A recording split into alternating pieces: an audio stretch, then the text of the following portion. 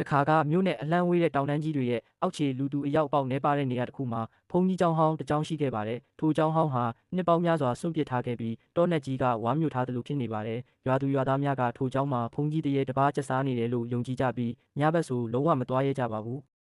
ထိုဘုန်းကြီးတရေဟာရွာသားတွေကိုဒုက္ခပေးတာမျိုးမရှိဘဲပညာစမ်းခြင်းကိုသာပြုလုပ်လေးရှိပါတယ်။ရွာအနီးကနေဖြတ်တန်းသွားတဲ့ခရီးသည်တွေဒါမှမဟုတ်တတိရှိလို့ညအိပ်လာတဲ့သူတွေရဲ့ရှေ့မှာရုတ်တရက်ပေါ်လာပြီးပညာရှိသလားဟုမေးကပညာစမ်းမေးခွန်းများမေးလေးရှိပါတယ်။အဖြေမမှန်သူကို6လန့်ယုံသာပြုလုပ်ပြီးဒုက္ခတော့မပေးပါဘူး။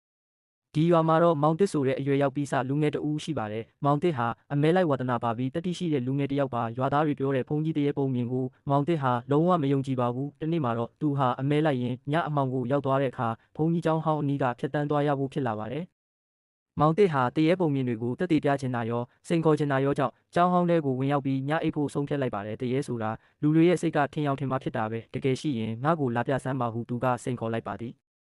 မောင်တစ်ဟာကျောင်းဟောင်းရဲ့စာကြီးတိုက်နေရာဟောင်းမှာတိတ်ဆိတ်စွာအိပ်ဖို့ပြင်ဆင်နေတော့မှပဲရုတ်တရက်အေးဆက်တဲ့လေတိုက်ခတ်မှုနဲ့အတူခမိုင်းမိုင်းအလင်းရောင်တစ်ခုပေါ်ပေါက်လာပါတယ်။ထိုအလင်းရောင်လင်းမှာရဟန်းဝတ်ထားသောအဖိုးကြီးရဟန်းတစ်ပါးဟာရက်နေတာကိုတွေ့လိုက်ရပါတယ်။ရဟန်းကြီးရဲ့ပုံသဏ္ဍာန်ဟာလေထဲမှာပြန်ဝဲနေတကယ်သူရှိပြီးမျက်လုံးများကတီးကြည့်ပေမဲ့တာမန်လူသားတွေလိုမဟုတ်ပါဘူး။ရဟန်းတရေကြီးကမောင်တစ်ကိုတည်ငြိမ်တဲ့အတန်ဖြင့်မေးမြန်းလိုက်ပါတယ်။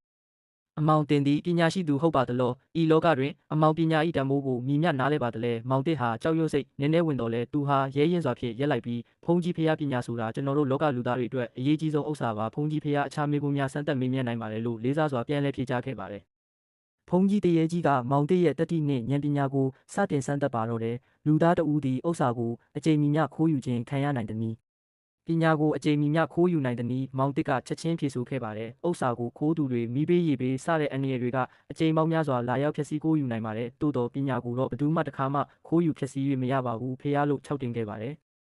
ဘုန်းကြီးတရေကြီးရဲ့မျက်နှာမှာကျေနပ်သည့်အရေးရောင်ပေါ်လာပါတယ်။အမောင်ဒီတော့နဲ့ကြီးထဲမှာဘယ်အရာကအန္တရာယ်ရှိဆုံးလဲကြားလားဆင်လားဒါမှမဟုတ်တခြားတတဝါလားမောင်တစ်ဟာခဏတာစဉ်းစားပြီးပြန်ဖြေပါတယ်။ဒီတော့ထဲမှာအန္တရာယ်ရှိဆုံးကတခြားတတဝါမဟုတ်ပါဘူး။ဖះကိုမထိန်ချုပ်နိုင်တဲ့လောဘဒေါသမာနဆိုတဲ့လူသားရဲ့စိတ်ပဲဖြစ်ပါတယ်ဖះဆိုပြီး၆တင်ခဲ့ပါတယ်မောင်တစ်ရဲ့ယူသားပြီးဉာဏ်ပညာပါတဲ့အဖြေနှစ်ခုကြောင့်ဘုန်းကြီးတရေကြီးဟာအလွန်ကျေနပ်အားရသွားခဲ့ပါတယ်။သူဟာမောင်တစ်ကိုရိုသေစွာကြည့်ပြီးချီးမွမ်းစကားပြောကြားခဲ့ပါတယ်။အမောင်သည်အမှန်ပင်ပညာရှိသူဖြစ်၏တတိရှိပြီးဉာဏ်ပညာမြင့်မားသူဖြစ်သောကြောင့်ငါရဲ့စမ်းသပ်မှုမှာအောင်မြင်ခဲ့ပြီ။ထို့နောက်ဘုန်းကြီးတရေကြီးဟာသူ့လက်ထဲကဟောင်းနှွမ်းနေတဲ့ကြောက်စာတစ်ခုကိုမောင်တစ်ကိုပေးအပ်ခဲ့ပါတယ်ဤကြောက်စာမှာလောကီပညာရက်များနှင့်အပင်စေဝါပညာရက်များပါဝင်၏အမောင်သည်ပညာကိုတန်ဖိုးထားသူဖြစ်သည့်အတွက်ဤကြောက်စာကိုသုံးပြီးရွာသားများအတွက်အကျိုးပြုပါလို့မှာကြားခဲ့ပါတယ်။ဆုလက်ပေးအပ်ပြီးမကြခင်မှာပဲဘုန်းကြီးတရေကြီးရဲ့ခန္ဓာကိုယ်ဟာမှိုင်းအလင်းရောင်နဲ့အတူတဖြည်းဖြည်းပျောက်ကွယ်သွားခဲ့ပါတယ်။မောင်တစ်ဟာမနက်မိုးလင်းတဲ့အခါရဟန်းတရေကြီးပေးခဲ့တဲ့ကြောက်စာကိုကြည့်ရှုပြီးအလွန်တန်ဖိုးရှိကြောင်းသိရှိခဲ့ပါတယ်။သူဟာအဲ့ဒီကြောက်စာတွေကပညာရက်တွေကိုလေ့လာသင်ယူပြီးရွာကိုပြန်လာခဲ့ပါတယ်။သူဟာအမဲလိုက်မှုဆိုဘဝကိုဆွတ်လွတ်ပြီးဆေးဆရာတဦးအဖြစ်ရွာသားတွေကိုကုသပေးခြင်းကြေးရွာကိုဖွံ့ဖြိုးတိုးတက်အောင်ပညာပေးခြင်းစတဲ့ကောင်းမှုတွေပြုလုပ်ခဲ့ပါတယ်။ပညာဆန်းခဲ့တဲ့ဘုန်းကြီးတရေရဲ့ဆုလက်ကြောင့်မောင်တစ်ဟာသူ့ရွာအတွက်တန်ဖိုးမဖြတ်နိုင်တဲ့ပညာရှင်တဦးဖြစ်လာခဲ့ပါတော့တယ်။ဘုန်းကြီးတရေ၏ပထမဆုံးမေးခွန်းသည်ပညာနှင့်ဥစ္စာကိုနှိုင်းယှဉ်ထားပြီးမောင်တစ်ကပညာသည်ခိုးယူမရသောထာဝရဥစ္စာဖြစ်ကြောင်းဖြေကြားခဲ့သည်ရုပ်ဝတ္ထုပစ္စည်းများငွေကြေးအိမ်ယာသည်ပျက်စီးဆုံးရှုံးနိုင်သောလဲပညာအတွေးခေါ်နှင့်အတတ်ပညာတို့သည်မိမိ၏စိတ်ထဲတွင်ထာဝရတည်ရှိသည်ယင်းတို့သည်မြည်သည့်ဘေးအန္တရာယ်မှမဖျက်ဆီးနိုင်သောဘဝ၏အကောင်းဆုံးအရင်းအနှီးဖြစ်ပါသည်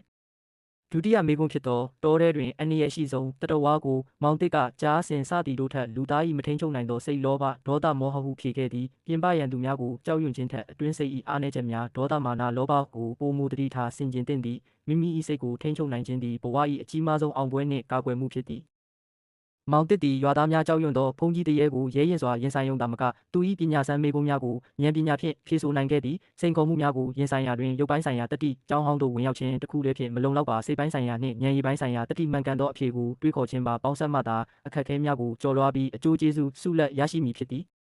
ဘုန်းကြီးတရေသည်လူပြည်တွင်ကြံ့ရစ်သောကြောက်စာကိုမောင်တစ်အားပေးအပ်ခြင်းဖြင့်သူ၏ပညာကိုလက်ဆင့်ကမ်းခဲ့သည့်စစ်မှန်သောဆရာသို့မဟုတ်ပညာရှိတဦးသည်ကွယ်လွန်သွားတော်လဲသူ၏ပညာနှင့်အသိဉာဏ်များသည်နောက်မျိုးဆက်များအတွက်အမြဲတမ်းအကျိုးပြုနေပါတဲ့ပုံမြင်လေးအဆုံးထိနားထောင်ပေးကြလို့အထူးကျေးဇူးတင်ရှိပါတယ်ခင်ဗျာ